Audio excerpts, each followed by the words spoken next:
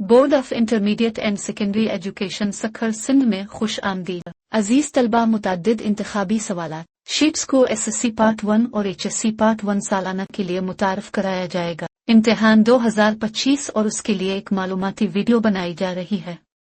बराकरम video को गौर से देखें, इश्तिहार को अपने हम जमातों के साथ शेयर करें। ये यकीनी बनाया जा सके कि हर कोई इस अमल से वाकिफ है।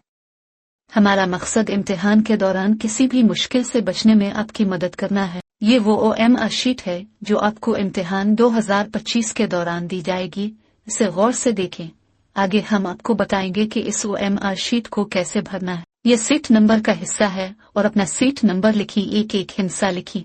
एक हिस्सा को नुमाया करें जैसा कि आप देख रहे हैं। अब हिस्सा 0 को नुमाया करें। अब 3 हिस्सों को नुमाया करें। अब एक हिस्सा को नुमाया करें। अब हिस्सा 4 को नुमाया करें। अब 3 हिस्सों को नुमाया करें।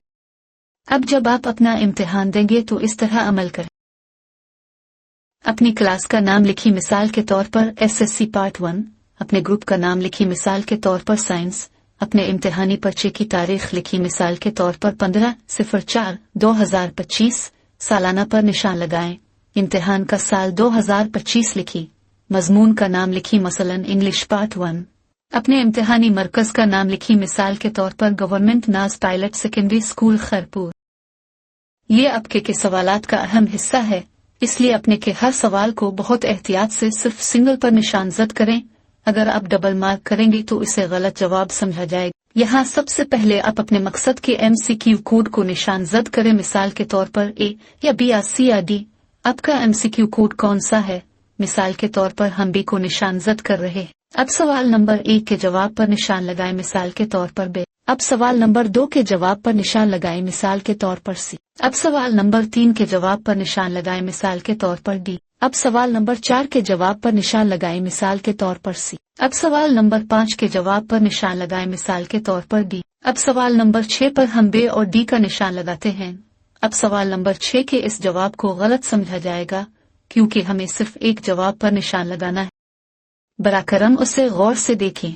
ये आपको सही तरीकों और गलत तरीकों को नुमाया करने और उन तजावीज़ पर अमल करने के लिए दिखाया जा रहा है। अब आखिर में तालिब इल्म दस्तखत करेगा और दाएं तरफ क्लास इन्विजिलेटर दस्तखत करेगा। हम उम्मीद करते हैं कि आप इस वीडियो के जरिए उसे बहुत अच्छी तरह समझ गए होंगे और हम इस बात को यकीनी बनाते हैं कि आप इन हिदायत पर अमल करेंगे।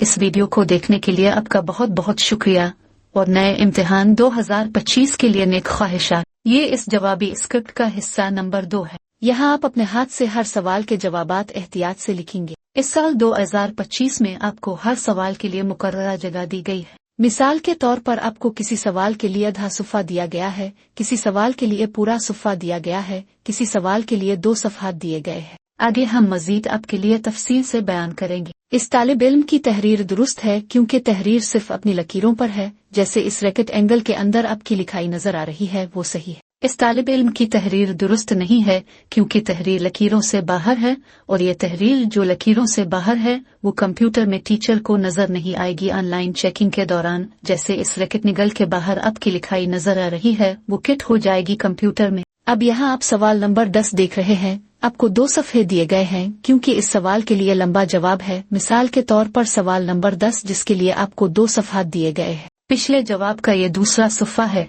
इस वीडियो को देखने के लिए आपका बहुत बहुत शुक्रिया।